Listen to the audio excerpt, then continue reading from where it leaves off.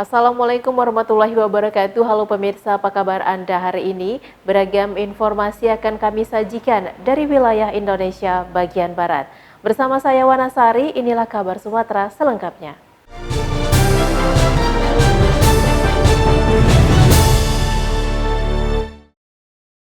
Kabar pertama kami awali dari Kota Medan, pemirsa. Gus Irawan resmi dilantik sebagai Ketua Badan Pimpinan Cabang Perhimpunan Hubungan Masyarakat atau Perhumas Kota Medan periode 2022 sampai 2025.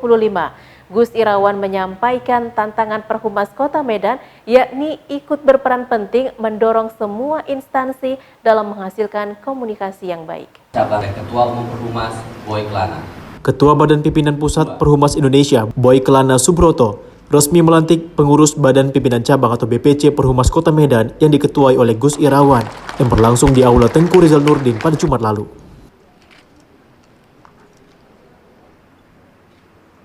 Gubernur Sumatera Utara Edi Rahmayadi dalam sambutannya berharap agar Perhumas mempertahankan integritas yang baik dalam menjalani profesi kehumasan dan dapat terus menjembatani komunikasi di tengah kemajemukan bahasa yang ada di masyarakat Indonesia. Dan sejahterakan masyarakat kita. Sementara itu, Gus Irawan, Ketua BPC Perhumas Kota Medan, juga melantik Perhumas Muda Kota Medan.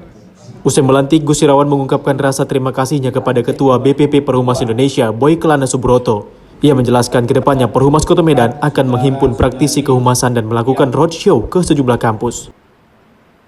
Humas betapa pentingnya, saya kira makanya tadi saya titip pesan juga sama Pak Ketum, di tantangan bagi Perhumas bagaimana kemudian bisa ikut di dalam mendorong semua institusi untuk siap juga lah melakukan komunikasi yang baik agar tadi tidak terulang sesuatu niat baik akhirnya harus gagal karena tidak terkomunikasikan dengan baik. Hari ini kita sama-sama melihat dan menyaksikan dan saya melantik Ketua Badan Pengurus Cabang Perhumas Medan dan para pengurusnya, dan mudah-mudahan ini bisa menjadi pilar yang cukup solid di Sumatera Utara untuk bisa meningkatkan kompetensi dan kapasitas humas Indonesia di wilayah ini, dan tentunya juga bisa berkontribusi untuk meningkatkan reputasi dan citra Indonesia di dalam negeri maupun di luar negeri.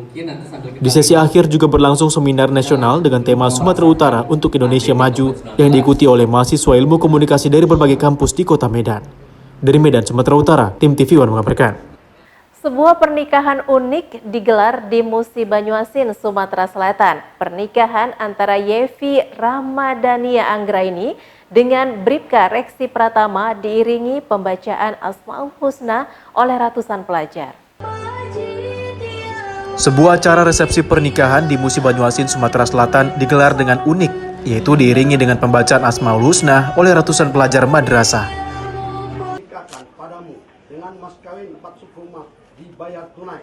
Pernikahan sakral yang berlangsung hikmat ini merupakan pernikahan antara Revi Rahmadania Anggraini, anak dari Firmansyah dan Yunita Karolina, dengan Bribda Reksi Pratama, anak dari Denan dan Haryanti. Resepsi pernikahan tersebut digelar di Jalan Randik, Kelurahan Kayuwara, Musi Banyuasin, Sumatera Selatan pada Jumat 8 Oktober 2022.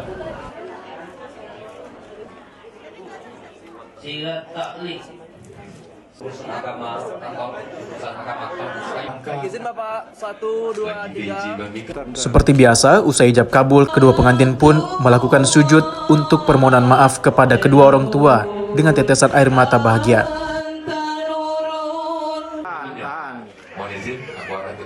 Resepsi pernikahan tersebut pun dihadiri oleh Bupati Musi Banyuasin beserta istri, serta Kepala Kementerian Agama Musi Banyuasin dan ratusan undangan dari kedua keluarga mempelai, termasuk tokoh agama dan tokoh masyarakat. Saya dan istri tercinta menghadiri akad nikah Ananda Yevi Rahmadiana Anggraini dengan Bribda Reksi Pratama. Alhamdulillah pelaksanaan akad nikah sudah terlaksana dengan baik. Oleh karena itu saya atas nama keluarga dan atas nama Bupati Musi Banyuasin mengucapkan selamat terutama kepada keluarga besar adinda kami Firmansyah. Dengan iringan Asmaul Husna dari ratusan pelajar Madrasah Aliyah Negeri 1 Sekayu, Kedua pengantin dibawa menuju panggung usai melakukan akad nikah. Nama Kepala Kantor Kementerian Agama atas nama tokoh masyarakat, tokoh agama Kabupaten Muba mensupport atau memberikan apresiasi kepada keluarga Kakanda kami Firmansyah mengangkat yaitu Asmaul Husna dalam acara pernikahan ini. Sekali lagi kami berdoakan mudah-mudahan ini menjadi syiar bagi kita. Kedua pengantin yang tampan dan cantik itu bahkan ikut menari dalam penyambutan tamu undangan dengan tarian khas asal Kabupaten Musi Banyuasin. Tentunya iringan doa pun diberikan oleh para tamu undangan termasuk sang bupati agar kedua mempelai menjadi keluarga yang sakinah mawaddah warahmah, serasi selaras selamanya. Dari Musi Banyuasin, Sumatera Selatan, Puja Kusuma, TV One mengabarkan. Menteri Pendayagunaan Aparatur Negara dan Reformasi Birokrasi Menpan RB Abdullah Azwar Anas resmikan Mall Pelayanan Publik di Kota Sawah Lunto pada 26 September 2022 lalu. Turut meresmikan Gubernur Sumatera Selatan Mahyildi dan Wali Kota Sawah Lunto Dery Asta serta unsur Forkopimda kota tersebut. Untuk membuktikan komitmen dalam reformasi pelayanan kepada masyarakat, Pemko Sawah Lunto membangun Mall Pelayanan Publik atau MPP. Dalam MPP tersedia 219 jenis layanan dari 25 instansi yang siap melayani masyarakat dari dalam maupun luar kota Sawah Lunto. Pelayanan yang diberikan adalah layanan perizinan, non-perizinan, serta administrasi kependudukan masyarakat, termasuk unit layanan dari organisasi perangkat daerah, instansi vertikal, badan usaha milik negara, badan usaha milik daerah, dan swasta ikut bergabung di MPP yang digagas Wali Kota Dery Asta sejak 2020 lalu. Pada tahun 2020 kemarin kita mulai desain Pak Menteri, bagaimana MPP di Sawah Lunto ini bisa diwujudkan. Dan kita di Sawah Lunto memang tidak punya fasilitas yang cukup. Akhirnya kita sepakati salah satu gedung Pasar Songket yang tidak termanfaatkan, kita jadikan Mall Pelayanan Publik. 2021 kita sudah mulai operasional dan melaksanakan soft launching. Alhamdulillah sekarang ada 25 gerai yang ada di Mall Pelayanan Publik tersebut. Kami mengucapkan terima kasih dan apresiasi kepada semua pihak sehingga Mall Pelayanan Publik kita di Kota Sawah Lunto bisa terrealisasi. Saya ucapkan selamat kepada Pak Wali dan Pak Gubernur karena Sawah Lunto ini menjadi kota yang ke-68 di Indonesia yang membuat Mall Pelayanan Publik. Kebetulan yang pertama dulu untuk kabupaten itu di Banyuwangi ketika saya menjadi bupati waktu itu atas binaan Ibu Dia waktu deputi. Dan sekaligus ini adalah kota kelima di Sumatera Barat, dan ini sebenarnya menjadi bagian sasaran antara di tengah proses digitalisasi yang terus deras yang ada di sekitar kita. Sehingga dengan Mall Pelayanan Publik ini target kita kota, kabupaten, dan provinsi di seluruh Indonesia bisa mengintegrasikan perizinan dalam satu tempat. MPP Kota Sawah Lunto berdiri di Jalan Muaro Kalaban, Kecamatan Silungkang. Masyarakat dapat mengunjungi MPP setiap hari kerja pukul 8 hingga 4 sore waktu Indonesia Barat. Dari Sawah Lunto, Sumatera Barat, Wahyudi Agus, TV One mengabarkan. Diresmikannya Mall Pelayanan Publik atau MPP Kota Sawah Lunto oleh Menpan RB Abdullah Azwar Anas disambut baik oleh masyarakat. Mall MPP tersebut siap melayani keperluan administrasi dan perizinan dengan 26 gerai layanan yang berada dalam satu gedung. Kelebihannya, yang pertama sekali di jarak lokasi Pak. Di sini kantor Capil lebih berdekatan dengan sekolah dan juga alamat pribadi kayak gitu. Dan yang kedua, kalau sekarang sudah lokasi terdekat, kalau dulu harus menapakan transportasi kan, sekarang udah mengirit kayak gitu. Apa kesan Ibu ketika hadirnya Mall MPP ini? Oh, sangat senang sekali karena lokasinya yang terletak di pertengahan kota, jadi mempermudah akses keseluruhannya. Sampai September sudah tercatat lebih dari 1.532 pengurusan perizinan yang telah kita laksanakan dari 25 gerai yang ada di Mall Pelayanan Publik Kota Sawah Lunto. Kemudian bicara anggaran dari total ini hanya total rehab dan penyediaan fasilitas seperti IT, komputer, dan jaringan internet. Ini yang kita siapkan dan itu jumlahnya tidak sampai 5 miliar. Artinya membuat MPP itu tidak perlu berbiaya besar. Tetapi konsepnya seperti apa yang disampaikan oleh Pak Menteri, adalah mendekatkan pelayanan terhadap masyarakat dan fungsinya yang paling penting. MPP itu sendiri ya seperti yang ada di dalam Perpres nomor 89 tahun 2021. Yang pertama adalah tentu memberikan kemudahan kepada masyarakat sebagai one stop service area yang dapat memberikan berbagai jenis layanan di satu lokasi. Selain juga tentunya kenyamanan, siapa yang tidak bangga ada gedung seperti ini di mana masyarakat nanti bisa dilayani dengan baik. Banyak 15 lagi kabupaten kota yang harus kita dorong, dan tadi Ibu Deputi juga pesankan kepada kita. Insya Allah ya, dan alhamdulillah walaupun kita yang kelima kemarin Kota Payakumbuh termasuk adalah mall pelayanan publik yang terbaik di Indonesia. Mudah-mudahan nanti disusul oleh wali kota Sawalunto dan kemudian juga kabupaten kota yang lainnya. Dari Sawalunto, Sumatera Barat, Wahyudi Agus, TV One mengabarkan. Usai membuka Mall Pelayanan Publik atau MPP Kota Sawalunto, Sumatera Barat, Menpan RB Abdullah Azwar Anas langsung mengunjungi lokasi wisata. Menpan RB dalam lawatannya memuji pengelolaan wisata di kota tambang tertua tersebut yang menjadi kota warisan dunia atau UNESCO. Menggunakan kendaraan tradisional odong-odong, Menpan RB Abdullah Azwar Anas langsung menuju lubang tambang Basowero, Kota Sawalunto. Didampingi Deputi Bidang Pelayanan Publik Kementerian Pan RB Diah Natalisa, Wali Kota Sawalunto Dery Asta, Wakil Wali Kota Zohirin Sayuti, dan unsur Forkopimda lainnya. Dari lubang tambang Basowero, rombongan Menpan RB langsung menuju Museum Gudang Ransum. Di lokasi ini, Abdullah Azwar Anas terlihat kagum dengan terawatnya bukti-bukti sejarah ratusan tahun lalu peninggalan Belanda sejak awal dibukanya tambang batubara. Menurutnya, kemajuan pariwisata daerah tak lepas dari reformasi birokrasi, seperti pelayanan pengunjung, pengelolaan destinasi yang berpengaruh terhadap daya tarik wisatawan. Hal ini hendaknya dilaksanakan oleh tenaga berkompeten yang penuh semangat dan memiliki visi yang jelas dalam memajukan pariwisata.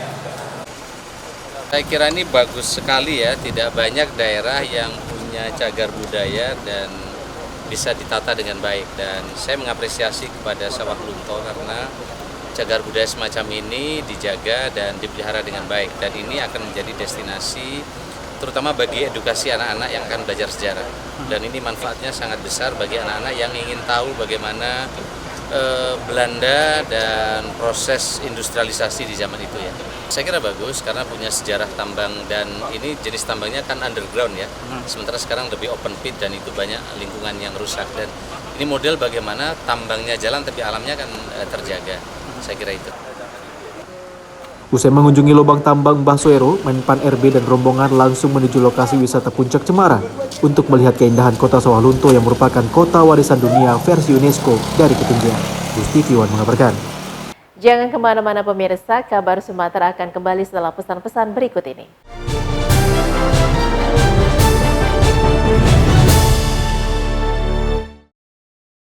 Pemerintah terus menggencarkan program untuk menurunkan angka stunting guna menciptakan generasi yang lebih baik.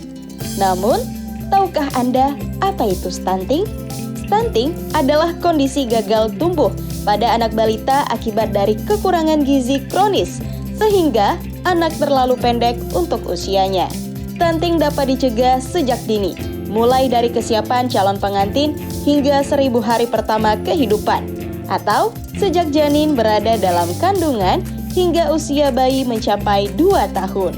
Yang tidak kalah penting adalah asupan gizi untuk bayi yang telah lahir dan pemeriksaan tumbuh kembang bayi. Ayo cegah stunting sejak dini demi menciptakan generasi emas di Kabupaten Batubara untuk Indonesia maju. Ayo cegah stunting, karena cegah stunting itu penting.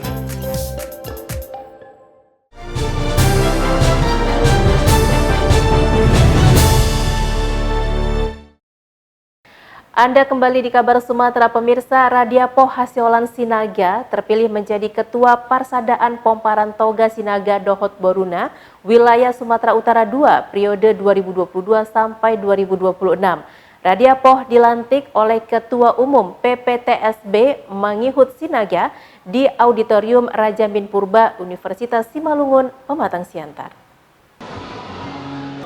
Ketua Umum Parsadaan Pomparan Toga Sinaga Dohod Boru atau PPTSB, Manghihut Sinaga, melantik Radiapo Haseolan Sinaga sebagai Ketua PPTSB Wilayah Sumatera Utara 2 periode 2022-2026. Prosesi kegiatan diawali dengan acara ibadah bersama oleh seluruh pengurus dan seluruh keluarga besar PPTSB Wilayah Sumut 2 beserta undangan yang hadir dipimpin oleh Pendeta Richard Pardede. Selanjutnya prosesi pelantikan ditandai dengan pemakaian seperangkat pakaian adat Simalungun berupa hiou dan gotong kepada Bupati Simalungun Radiapo Sinaga didampingi istri Ratnawati Boru Sidabutar. Oleh Ketua Umum PPTSB didampingi tokoh adat Simalungun sekaligus penyerahan SK kepengurusan PPTSB Wilayah Sumut 2. Selain pemberian pakaian adat, para pengurus PPTSB yang ikut dilantik juga diberikan hiou pamoting. Konon pemberian kain tradisional adat Simalungun ini dipercaya mengandung kekuatan bersifat religius dan dianggap keramat, serta memiliki daya istimewa untuk memberikan perlindungan dan kebijaksanaan. Di sela-sela kegiatan, sebagai bentuk apresiasi kepada pelajar yang berprestasi, pengurus PPTSB Sumut 2 juga melakukan pemberian piagam penghargaan dan tali asih kepada sebanyak 400 siswa-siswi mulai dari tingkat SD hingga SMP. Ketua Umum PPTSB Manghihut Sinaga dalam sambutannya mengucapkan selamat kepada pengurus yang baru dilantik dan berharap agar dapat saling bekerja sama memajukan organisasi tersebut. Ia juga berkeyakinan bahwa di bawah kepemimpinan Bupati Simalungun, Punguan Marga Sinaga akan semakin solid dan bersatu untuk membesarkannya. Sementara itu, Radiapo Haseolan Sinaga mengucapkan ucapan terima kasih kepada seluruh pengurus dan anggota PPTSB Sumut 2 dan Ketua Umum atas kepercayaan yang diberikan kepadanya. Radiapo berharap kerjasama semua pihak yang tergabung dalam PPTSB 2 Sumut untuk bersama-sama dalam mempererat Punguan Marga dan berharap PPTSB juga bisa sebagai mitra pemerintah dalam mendukung pembangunan dan saluran berkat bagi banyak orang tanpa memandang suku, ras, budaya, dan agama. Kedepan PPTSB Wilayah 2 Sumut diharapkan dapat menjadi organisasi modern yang tak hanya mengurus adat dan sosial, tetapi juga bergelut di bidang ekonomi, budaya, dan bidang lainnya. Acara hari ini tentu dikemas dengan persiapan-persiapan yang sangat panjang ya. Kemudian juga dengan kajian-kajian yang kedepannya bagaimana supaya semua marga Sinaga maupun bere yang ada di kawasan Sumatera Utara 2 ini bisa terakomodir. Tentu ini bisa menjadi ajang silaturahmi ke depannya. Demikian juga untuk ajang berdiskusi bagaimana potensi-potensi yang ada di marga Sinaga bisa kita manfaatkan, optimalkan demi untuk kebaikan, apalagi untuk generasi kita, generasi muda marga Sinaga. Demikian tentu marga Sinaga yang ada di wilayah Sumatera Utara 2 ini punya banyak potensi dan banyak talenta. Tentu dengan wadah PPTSB ini bisa menjadi ajang diskusi dan mungkin bisa untuk mengoptimalkan masalah informasi terkait mungkin ada lapangan pekerjaan atau ada perusahaan yang bisa menyerap untuk tenaga kerja, atau mungkin dari pihak PPTSB sendiri untuk membuat pelatihan-pelatihan untuk memberikan keahlian ya, dan ruang buat generasi muda PPTSB ini, karena kedepannya mereka lah generasi penerus daripada PPTSB wilayah Sumatera Utara. Selain dihadiri ribuan marga dari Punguan PPTSB Wilayah 2 Sumatera Utara, mencakup 11 kabupaten kota di sekitar kawasan Danau Toba. Acara ini juga dihadiri pengurus pusat PPTSB, Wali Kota Pematang Siantar, Ketua DPRD Kabupaten Simalungun, Forkopimda Kota Pematang Siantar, dan Forkopimda Kabupaten Simalungun. Dari Pematang Siantar, Sumatera Utara, Daud Sitohang, TV One mengabarkan. Musyawarah Besar ke-15 Parsadaan Pomparan Toga Sinaga Dohod Boru tahun 2022 akan berlangsung di Medan, Sumatera Utara. Munas ke-15 PPTSB nantinya akan dihadiri 170 cabang kabupaten kota marga Sinaga se-Indonesia. Guna menyukseskan Musyawarah Besar ke-15 Parsadaan Pomparan Toga Sinaga Dohod Boru tahun 2022, panitia menggelar rapat terakhir di Gedung Toga Sinaga, Jalan Bunga Trompet Ujung, Medan Tutungan, Sumatera Utara. Rapat tersebut langsung dipimpin oleh Ketua Umum Parsadaan Pomparan Toga Sinaga Dohod Boru, Manghihut Sinaga bersama panitia. Manghihut Sinaga dalam konferensi persnya mengatakan Parsadaan Pomparan Toga Sinaga Dohod Boru yang sudah berumur 60 tahun sesuai dengan anggaran dasar PPTSB pasal 36 yang mana pelaksanaan musyawarah besar dilaksanakan 4 tahun sekali.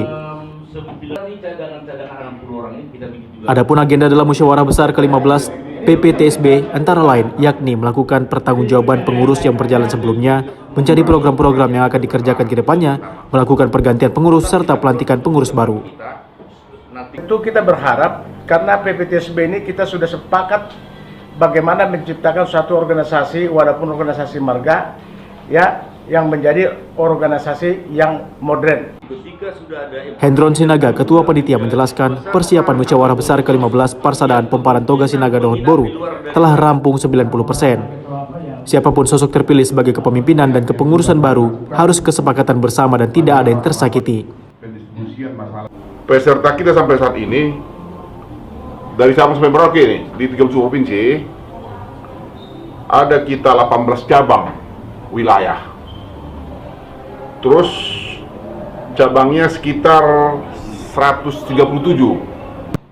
Acara Mubes ke-15 PPTSB nantinya akan berlangsung di Hotel Danau Toba Internasional Medan mulai dari tanggal 13 hingga 16 Oktober mendatang. Dari Medan, Sumatera Utara, Fahmi, TV One mengabarkan. Sidang pemeriksaan setempat atau DSNT yang dilakukan oleh Pengadilan Negeri Batu Raja terkait dugaan kasus tindak pidana pengerusakan diwarnai dengan jeritan ibu terdakwa. Inilah momen jeritan ibu terdakwa meminta keadilan mewarnai proses sidang pemeriksaan yang dilakukan majelis hakim saat meninjau ke lokasi tempat perkara. Dalam dugaan kasus tindak pidana pengerusakan yang terjadi di Desa Tanjung Sari, Kecamatan Simpang, Kabupaten Oku Selatan, Ketua Majelis Hakim dalam persidangan menilai perlu melakukan pemeriksaan setempat atau DSNT untuk menambah keyakinan hakim sebelum memutus suatu perkara. Hal ini merupakan diskresi hakim untuk mengklarifikasi suatu alat bukti guna menemukan fakta hukum. Sidang pemeriksaan setempat ini dilakukan langsung oleh Hakim Ketua dan dibantu panitera dengan dihadiri Jaksa Penuntut Umum, terdakwa dan pelapor. Pemeriksaan setempatnya, kita cek lokasinya, apa benar lokasinya sama yang dipermasalahkan antara pelapor dengan terdakwa. Tujuan kami adalah untuk membantah dalil-dalil yang disampaikan oleh pihak pelapor terhadap klien kami atas apa yang diduga pengerusakan di lahan mereka 406. Jadi harapan kami dengan hadirnya hakim, hadirnya jaksa, dan hadirnya kami sebagai kuasa hukum ini menentukan bahwa inilah objek yang terjadi seperti apa, dan objek yang dipersangkakan itu milik mereka terbantahkan. Ini maksud dan tujuan kami, bahwa mereka salah objek. Ucapkan ribuan terima kasih kepada Yang Mulia Majelis Hakim yang terhormat yang telah sudi turun ke lapangan dalam rangka mengecek lokasi di mana tempat pengerusakan yang dilakukan oleh saudara terdakwa. Saat ini sedang berjalan proses sidang di Pengadilan Negeri Batu Raja. Saya atas nama pribadi ataupun saya atas nama korban mohon kiranya Yang Mulia Majelis Hakim serta Jaksa Penuntut Umum untuk dapat memberikan suatu keadilan. Dari Oku Selatan, Sumatera Selatan, Andi Salani, TV One mengabarkan. Pemirsa, kabar Sumatera akan kembali setelah pesan-pesan berikut ini.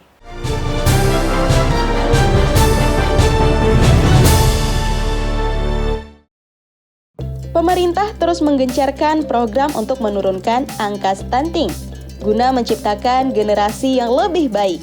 Namun, tahukah Anda apa itu stunting? Stunting adalah kondisi gagal tumbuh pada anak balita akibat dari kekurangan gizi kronis, sehingga anak terlalu pendek untuk usianya. Stunting dapat dicegah sejak dini, mulai dari kesiapan calon pengantin hingga 1000 hari pertama kehidupan, atau sejak janin berada dalam kandungan hingga usia bayi mencapai 2 tahun. Yang tidak kalah penting adalah asupan gizi untuk bayi yang telah lahir dan pemeriksaan tumbuh kembang bayi. Ayo cegah stunting sejak dini demi menciptakan generasi emas di Kabupaten Batubara untuk Indonesia maju. Ayo cegah stunting, karena cegah stunting itu penting.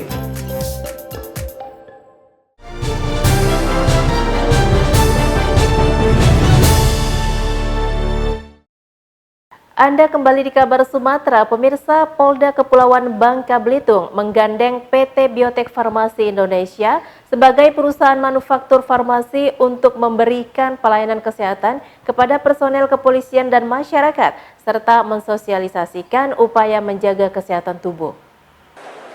Polda Kepulauan Bangka Belitung menggandeng PT Biotek Farmasi Indonesia sebagai perusahaan manufaktur farmasi untuk memberikan pelayanan kesehatan kepada personel kepolisian dan masyarakat, serta menyosialisasikan upaya menjaga kesehatan tubuh secara khusus dengan menjaga kadar gula darah dalam tubuh agar tetap normal untuk menghindari risiko penyakit diabetes.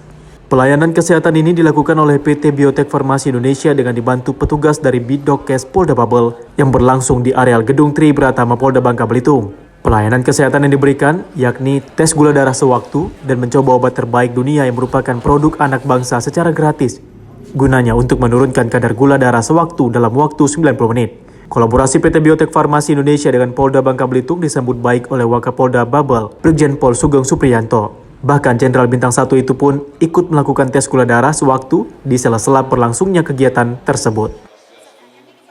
Kerjasama sama Biotek, diharapkan dengan kerjasama ini yang kemarin udah diuji coba ke anggota Polda, memang dari minum obat ya, ada penurunan signifikan. Tadi ada ibu yang orang tua sengaja yang pernah punya riwayat diabetes, kita hadirkan juga di sini untuk yang mendengar langsung. Jadi kami sangat percaya dan tetap percaya terhadap Polri. Izinnya adalah obat tradisional lisensi. Jadi bisa dibeli dimanapun tanpa resep. Tapi kekuatannya boleh diadu. Kita sangat idealis, kita tegak lurus seperti Polri. Satu-satunya obat antivirus yang menghadang virus sebelum masuk ke dalam sel. Jadi semua obat di Indonesia itu pecah di lambung. Obat kita ini dia tidak pecah di lambung loh, lambung lolos, dia pecah di usus. Dalam tes gula darah sewaktu dilakukan, seorang yang memiliki kadar gula darah di atas normal akan dilakukan observasi dan meminum obat khusus produksi Biotek dan menunggu hingga 90 menit. Lalu akan dites kembali untuk mengukur kadar gula darah dalam tubuh. Dari Pangkal Pinang, Bangka Belitung, Frendy Primadana, TV One mengabarkan. PJ Bupati Musi Banyuasin, Sumatera Selatan meresmikan Desa Persiapan Epil Barat menjadi desa definitif serta melantik PJ Kepala Desa. Pelantikan serta peresmian ini berlangsung meriah dihadiri ribuan warga. Dengan ditandai pemukulan gong, PJ Bupati Musi Banyuasin Apriyadi resmikan Desa Persiapan Desa Epil Barat menjadi desa definitif di Kecamatan Lais, Musi Banyuasin, Sumatera Selatan. Apriyadi juga melantik dan mengambil sumpah PJ Kepala Desa Epil Barat Marsopi yang juga menjabat sebagai Sekretaris Kecamatan Lais. Acara yang digelar meriah di kawasan Muara Padang, Desa Epil Barat ini dihadiri oleh ribuan warga serta anggota DPRD Musi Banyuasin, Kapolres Musi Banyuasin, Dandim 0401 Musi Banyuasin, Camat Kecamatan Lais, serta puluhan pejabat dinas di lingkungan Pemda Musi Banyuasin, dan belasan kepala desa di wilayah Kecamatan Lais Selasa 11 Oktober 2022. Jadi hari ini masyarakat Desa Epil Barat ini bahagia sekali karena desanya yang selama ini menjadi desa persiapan mulai hari ini menjadi desa definitif dan memiliki kepala desa. Insya Allah dengan berubah status jadi desa persiapan menjadi desa definitif itu pembangunan akan lebih cepat lagi karena akan ada masuk dana-dana dari pemerintah baik dana desa maupun dana ADD dari kabupaten untuk pembangunan desa ini. Ya, persiapan menjadi desa persiapan ini udah berapa tahun Pak jadi desa definitif ini Pak? Desa ini dari desa persiapan ke desa definitif itu 7 tahun. Saking lamanya, saking rumitnya proses desa persiapan menjadi desa definitif ini memerlukan waktu 7 tahun. Apriyadi juga memberikan bantuan sembako kepada warga, serta bantuan uang tunai kepada pemenang juara pertama gitar tunggal, serta tari setabik di Festival Randik 2022. Dengan diresmikannya Desa Epil Barat menjadi desa definitif, ia berharap dapat menyejahterakan masyarakat dan pembangunan desa semakin maju. Dari Musi Banyuasin, Sumatera Selatan, Puja Kusuma, TV One mengabarkan. DPRD Kabupaten Tebo Jambi kembali menggelar rapat paripurna dalam rangka memperingati hari ulang tahun Tebo yang ke-23. Wakil Gubernur Jambi Abdullah Sani yang hadir dalam kesempatan tersebut meminta agar Pemkab Tebo dan pemerintah Provinsi Jambi untuk saling bersinergi dalam membangun daerah menjadi lebih baik lagi. Sidang istimewa yang digelar di gedung Aula Kantor DPRD Kabupaten Tebo, Jambi dalam rangka memperingati HUT Tebo yang ke-23 berlangsung hikmat. Rapat paripurna yang dibuka langsung oleh Ketua DPRD Tebo tersebut dihadiri Wakil Gubernur Jambi, anggota DPR RI, PJ Bupati, anggota DPRD Tebo, unsur Forkopimda dan seluruh pejabat di lingkungan Pemkab Tebo. Di hari jadi yang ke-23 ini, Wakil Gubernur Jambi, Abdullah Sani mendoakan agar Kabupaten Tebo semakin maju, sejahtera dan selalu mendapatkan keberkahan. Oleh karena itu, harapan kita mudah-mudahan dalam rangka untuk mengejar lebih baik ini, seluruh komponen yang ada, Bupati, Pak Sekda, Forkopimda dan seluruh tokoh masyarakat, mudah-mudahan bersatu dalam satu visi, berusaha berjuang bagaimana Tebo ini akan maju. Acaranya dari mulai awal sampai akhir dapat kita laksanakan dengan tertib, aman, dan sukses. Mungkin harapan di umur 23 tahun ini, Pak? Ya, harapan kita di umur 23 tahun ini sebagaimana yang menjadikan harapan kita semua bahwa kita pengen Tebo lebih baik lagi ke depannya.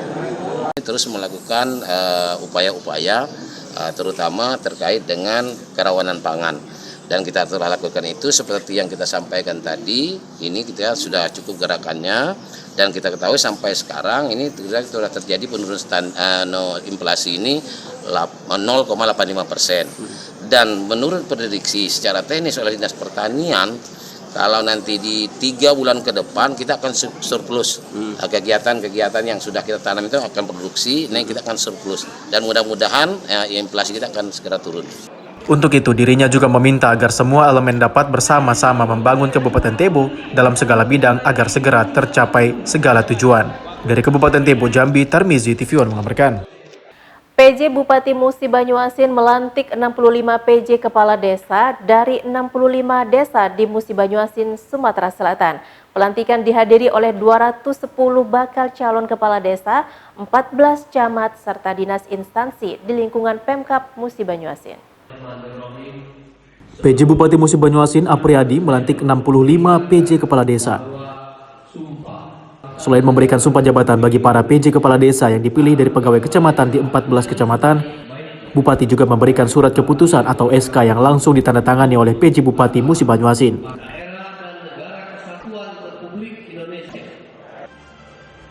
Pelantikan ini dilaksanakan di gedung Off-Room Pemkab Musi Banyuasin pada Kamis 13 Oktober 2022 yang dihadiri oleh 210 bakal calon kepala desa serta 14 camat dan kepala dinas PMD Musi Banyuasin dan Dim 0401 Musi Banyuasin, Kapolres Musi Banyuasin, serta dihadiri oleh dinas instansi di lingkungan Pemda Musi Banyuasin. 1, 2, 3, 5. Kami calon kepala desa. Hari ini, pagi hari ini kita melaksanakan pelantikan penjabat kepala desa sebanyak 65. Mereka ini adalah para ASN yang bertugas di kecamatan, diberi tugas tambahan menjadi penjabat kepala desa, mengisi kekosongan jabatan 65 desa yang akan melaksanakan proses pilkada serentak tanggal 17 Oktober. Jadi karena ini kosong dan kita punya kewajiban untuk menunjuk seorang penjabat kepala desa, karena desa ini tidak boleh kosong. Rencananya pemerintah Musi Banyuasin akan menggelar Pilkades pada Senin 17 Oktober 2022 di 65 desa dari 14 kecamatan di wilayah Musi Banyuasin. Dari Musi Banyuasin, Sumatera Selatan, Puncak Kusuma, TV One mengabarkan.